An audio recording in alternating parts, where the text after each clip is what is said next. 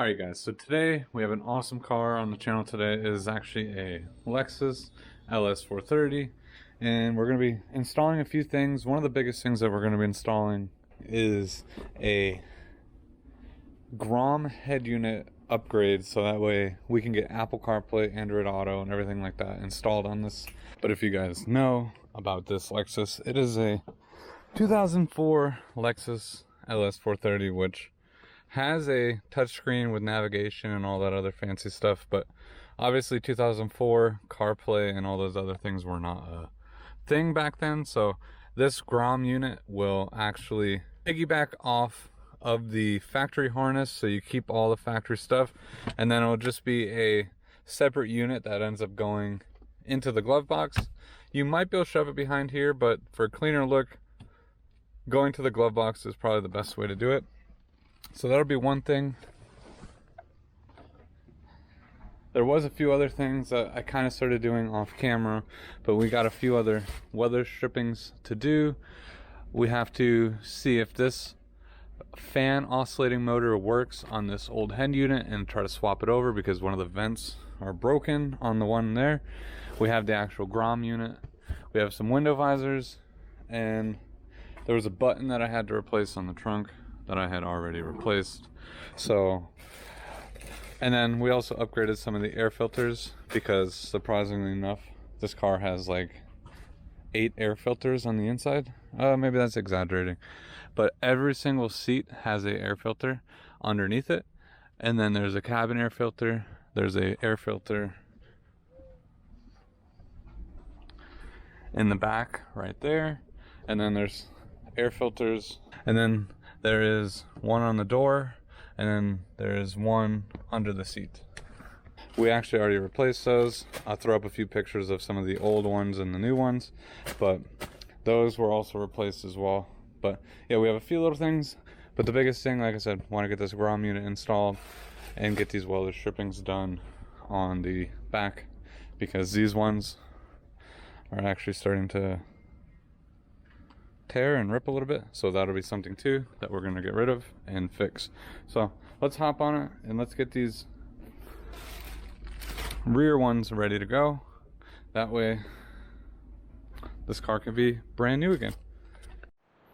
Alright, so I'm going to get ready to replace this top seal here, which tends to end up ripping after a while. So there's a clip here, and then it wraps all the way around, and there's some double-sided tape on the other side.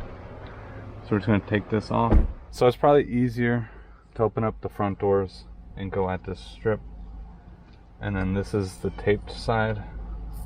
If you go slow enough, the old tape should pull off.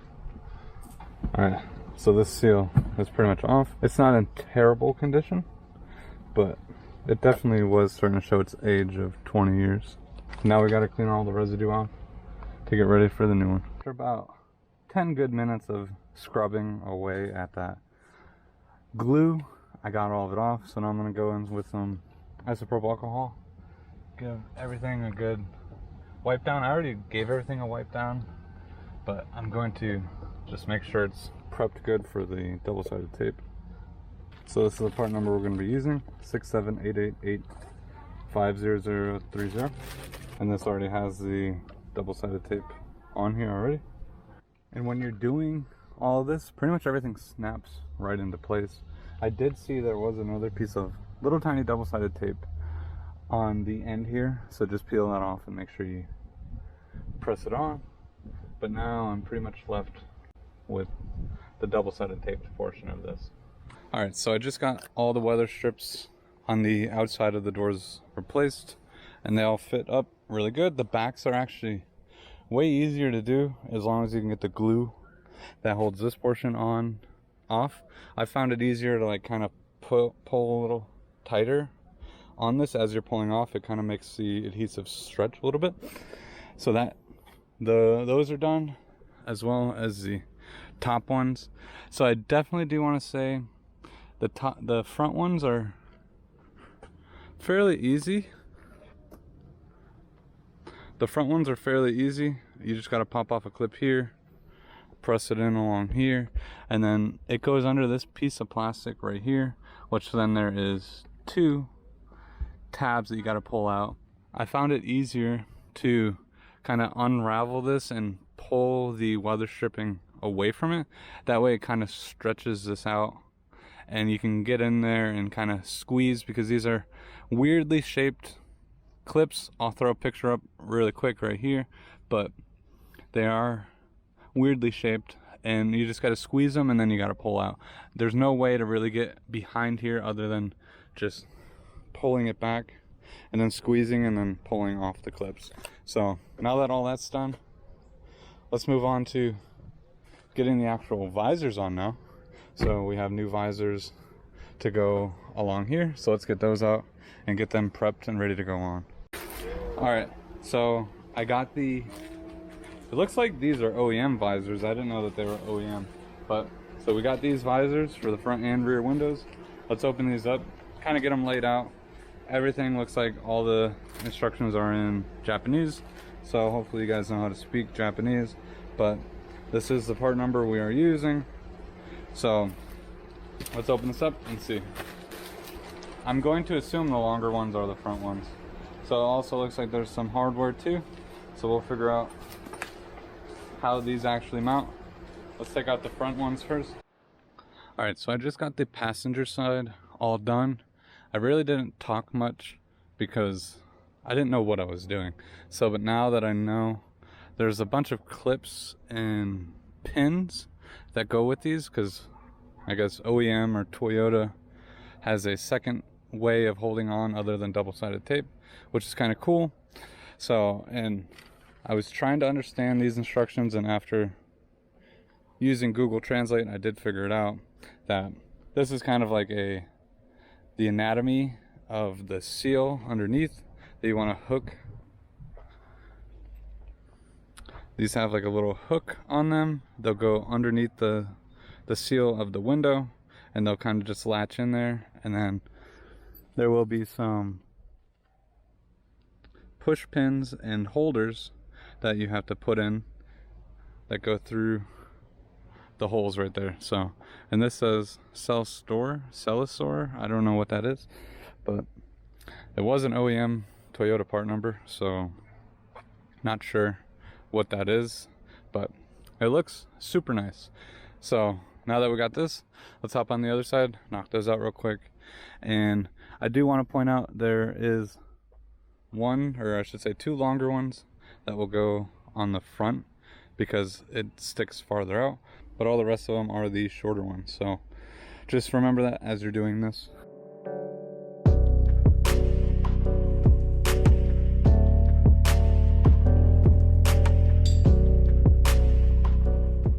Alright, so the visors are all done. The little clips are in, looking perfect.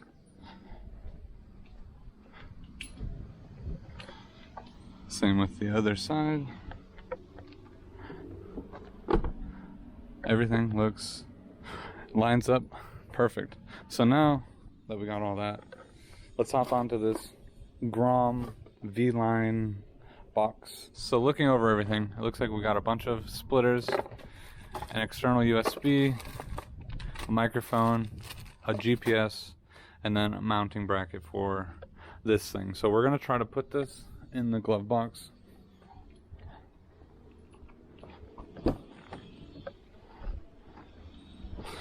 So on here, I'm not sure. I'm gonna try to just look and see where it best fits, but it's like, it seems like there's a lot of room, but then you look at it and then there's not really a lot of room. So, but either way, we'll try to get this to look as OEM as possible. So, but first we got to take everything apart. I know you got to take apart pretty much everything here. They're all clips up into a certain point. These temp sensors need to get popped out because there's screws behind it actually holding the screen in place. And then there's screws holding the radio in place. Alright, so everything's a little dusty. This probably has never been taken apart.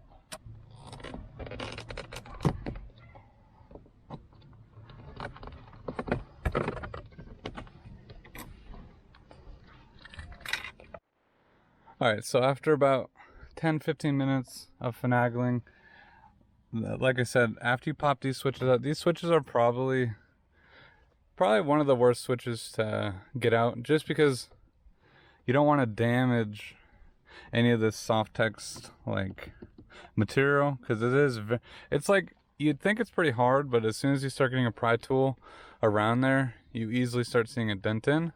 But luckily it has some type of memory, so it will go back a little bit, but just be careful. Use plastic pry tools if you are going to do this. You'll see there are 2 screws on each one of these sides here. So there's going to be 2, 4, 5, 6 screws that need to come out of here. And there are a few other like little screws too that need to come out from the plastic trim. But now that we got everything, we should be able to pop this out and get access to behind the screen. Alright, so after you get the screen out, we'll have these piggyback harnesses that we're going to want to attach. Pretty much just match up whatever one fits with whatever plug. I believe one goes down to the radio, and then one goes up to the screen, and then the other one plugs into the actual module itself. So let's plug in these wires and then test this out before putting everything together, just to make sure everything's going to work the way we want to. Alright, so I got everything pieced together just to make sure everything's going to work. So let's just see.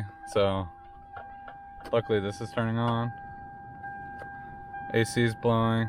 I believe you got to do the disc. Sorry about this beep. Okay, so alright, so it is working. So let's see if we can try to connect to the Bluetooth on here, because it does show Apple CarPlay, Android Auto, Spotify. So let's go try to do Bluetooth wherever the settings are. The resolution is not perfect, but I think it's based off of the resolution on here. So settings, Bluetooth. So let me see if I can pair my phone. Alright, so my phone shows that it's connecting, waiting for CarPlay UI. Ta-da! Finally we have Apple CarPlay. So it doesn't seem like it accepts swipe, but I don't think this touchscreen is like that. So I mean, let me just go through a few things, make sure everything is working. But all the touch sensitive stuff seems to be working perfectly fine. So let me just go through, make sure all the audio, everything connects good, and then we'll tidy everything up and try to figure out how to get this thing into the glove box. Alright guys, so after a little testing, I got everything to work. So that is a plus. So I just kept going forward and I routed the wires for the Grom unit into the glove box.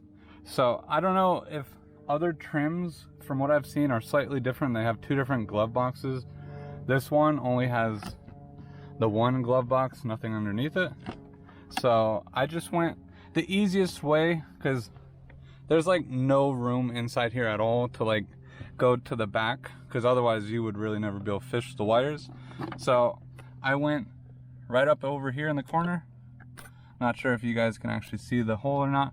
I went with a rectangle hole because the plugs are rectangle, and if I needed a drill, that would be a huge hole here. So I went the smallest side possible, as well as there's like another cutout over here as well that kind of matches it, so you would never really know that it wasn't supposed to be like that. So now that we got that, we can tidy up all the wires and get this plugged in and looking like nothing ever happened.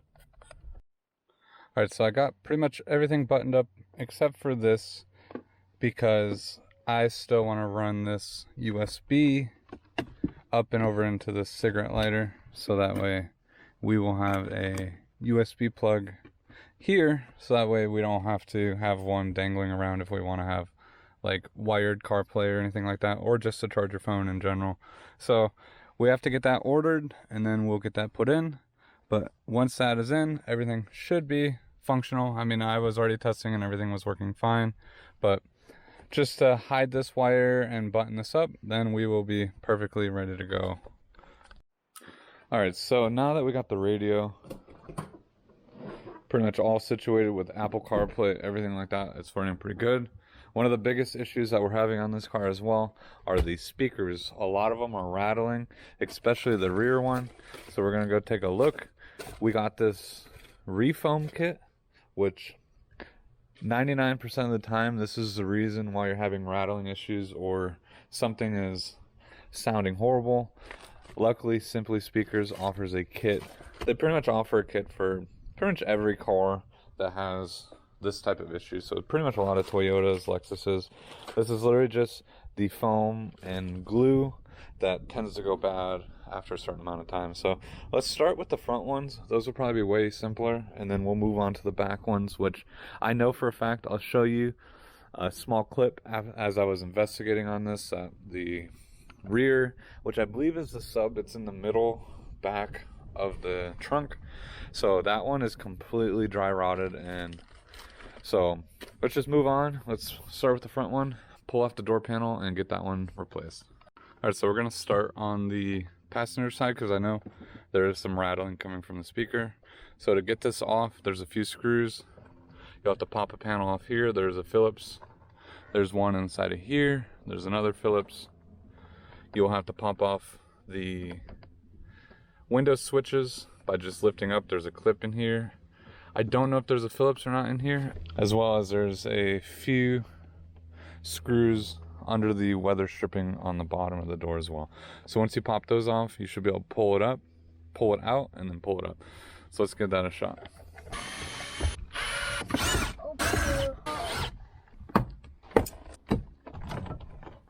After I got, looks like there was 3 on the bottom, 1 up inside the speaker or like vent area here. Then there was 1 behind the door latch, 1 underneath the window switch, and then there was actually a hidden one that I didn't see that actually goes underneath the armrest as well. So once you get those off, then you'll pop this off. I pretty much just disconnected all the wires, but I left the door latches and stuff installed. I just set it up on top of a bucket so that way it's not in my way. But now you can see, as I was taking the door panel off, the foam was actually falling right off. So it's literally just disintegrating in my hand. So we're gonna take this speaker off. There's 1 plug and then like 4 or 5 screws that need to come off. Then we can take this whole thing off, and then we'll look at how to replace the film or the foam on this piece. Alright, so now that we got the speaker removed from the car, it was just 3 10mm bolts that went around here, as well as there was 2 other wiring harnesses that were just snapped together into this. So you just have to pop the clips out and then the whole thing will come out. Once you have this done, you'll have to pull back some of the foam in order to get access to the, I believe, yeah, they're T20 screws. So once you get access to those, you can unscrew this, and then we can take the cover off of the speaker here. So then here's the cover, and like I said, you can see this foam is literally just pulling off of here. And then we got pretty much access to the entire speaker. I don't know if we're gonna want to pull it out of the bracket or not, because the bracket is like double-sided taped on here, but we should be able to get rid of most of this old speaker material while it's already on here. And then once we get that all cleaned up, then we'll get ready to lay over one of the new speaker foams, and that should help stabilize this. After about 10-15 minutes of cleaning this up, I definitely recommend some isopropyl alcohol because that helps break down this adhesive a little bit better. Around the foam speaker, or the, I guess you could call it the grill or whatever, I don't know, the cone, I tried to use a razor blade to get most of it off, and then just a light little bit of isopropyl alcohol on a microfiber, and I was just kind of scrubbing it to get pretty much all of it, as much as I could without ruining the actual speaker itself. So I'm gonna probably go out a little bit more and see what else I can do, but for now this is pretty good. Once you get that done, there is the replacement grill. there is a little notch that you do want to line up with. There's a notch on here, and that notch will line up right inside of there. You're going to want to put the glue on the cone first, put this on there, make sure you get everything lined up, and then let that sit for a little bit, and then you can pick this up and then start applying the glue on the outside of the frame as well. So I'm going to try to do this when it's still attached to the plastic frame. If I struggle, I might try to detach this. Like I said, it's double-sided taped down to the actual frame. So, but it seems like I got plenty of room here, so let's try this and let's prep it up and get going. Alright, so I just got this one all glued together. It is not too bad. It almost reminds me of like hot glue, but cold, because it kind of is stringy a little bit. So like, but it tacks up very quickly. Alright, so I just got the pass-through one bolted back on. Everything looks good. I just tested the radio just to make sure that there's sound coming out of there. But now, let's button up this door panel and then move on to the next one.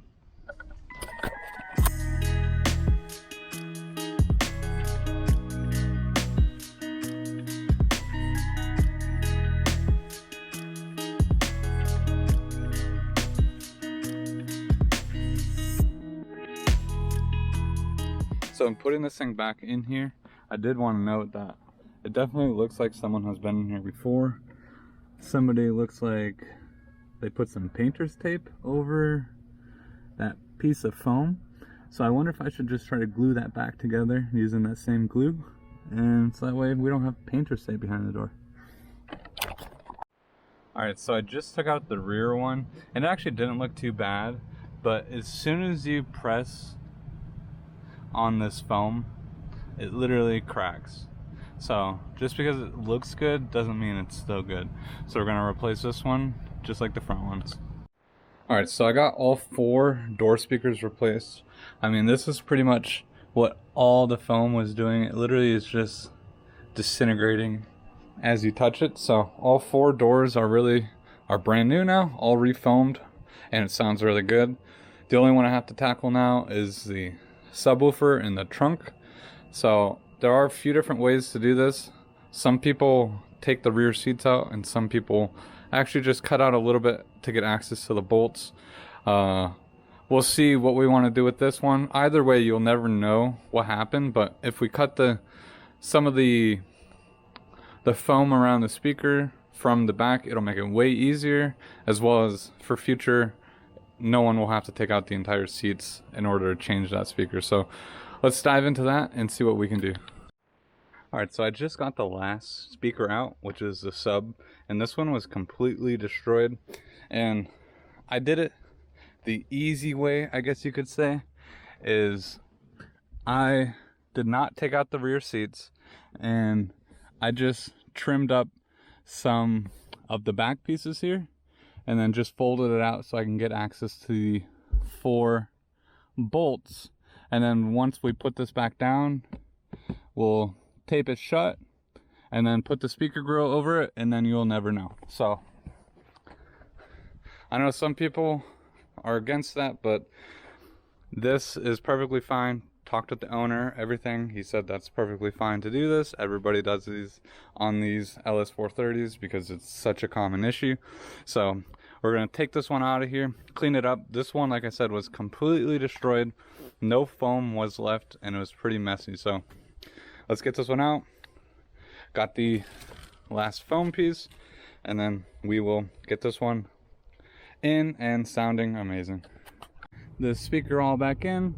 Obviously, as you can tell, where I cut, you don't even notice it. And then when I lift this up, I mean, everything looks pretty good. You can still see the slices, but it looks normal. So now all these speakers sound pretty good. There's no rattling, no noises like that. All right, and so the last thing that I needed to do on this car was change out the steering wheel, which I actually already did, which it's a very simple install. I mean, it's pretty simple. Just pop off the airbag. There's a torque screw and a torque screw on each side. You will have to pop off the covers, And then once you do that, you pop off the airbag, 2 connectors, and then you can pull up the steering wheel. So you can see the new steering wheel.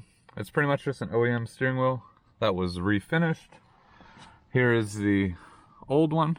So if you look at the old one, it was the clear coating and everything was kind of cracking, and it just kind of was dulled out, versus the new one, very shiny, and it actually matches the same color, versus like the one that was on the previous steering wheel was a little worn out. So that was swapped out and everything looks perfect. Everything is working on this car as it should from day one. So with all that being said, thank you guys so much for watching. If you guys are new, don't forget to smash that like button, subscribe to the channel, and I'll see you guys next time.